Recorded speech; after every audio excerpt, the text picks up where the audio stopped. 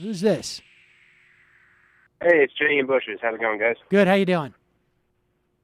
Good, good. I just wanted to talk about a couple things. I don't know if you mentioned it. I missed the first hour because of work all the time. But there's a Salon article that says basically what you're talking about, which is that there is a generational shift of young people who are voting more liberally because they grew up in recession.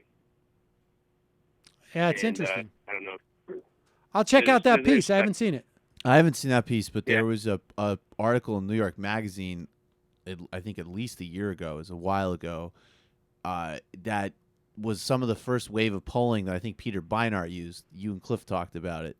The generation, a younger generation, is definitely much, much more liberal and not just socially, economically liberal. Oh yeah, in a way they that are no more previous interested one in had been. socialism, I think, than at any other time. Right. in Plurality plurality. favored socialism, whatever that word meant to them. I think. Look, you grow up in the context of a recession, and you learn to value things beyond money.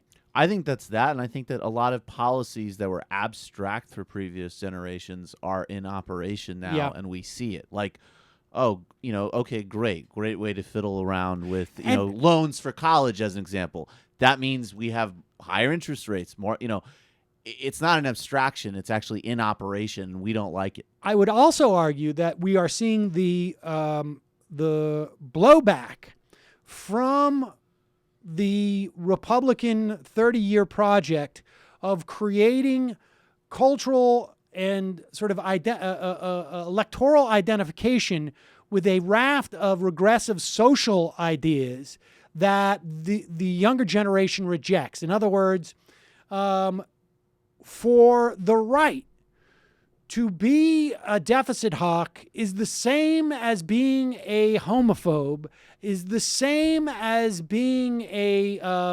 against women's equality, is the same. Well, that's why they invented libertarianism.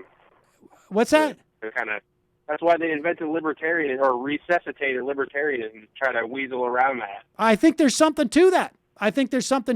I mean, you have a point, but I mean, also fundamentally though, the problem with that project is that once you start to realize that the notion that someone is the other because they are gay, that someone is the other because they are brown, because they are the other because they are a woman. Once you begin to sort of see that as ridiculous, it just increases your capacity to understand that we have a shared humanity.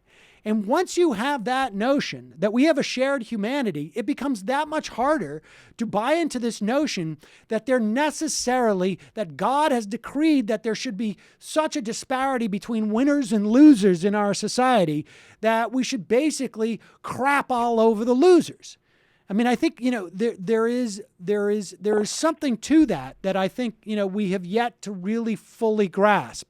That is implicating the way that young people look at economics, as well as that their way that they're seeing sort of themselves as part of a larger whole impacts them in terms of economics as well. I mean, once it's harder to scapegoat any specific group of people in society, it becomes much harder to argue that they should that we shouldn't be caring for them. Right. And the article actually goes back more than just this recession. It talks about it's like a composite study.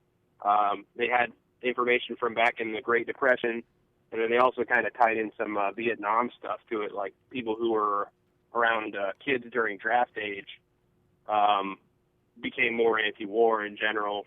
Right. Pretty interesting stuff.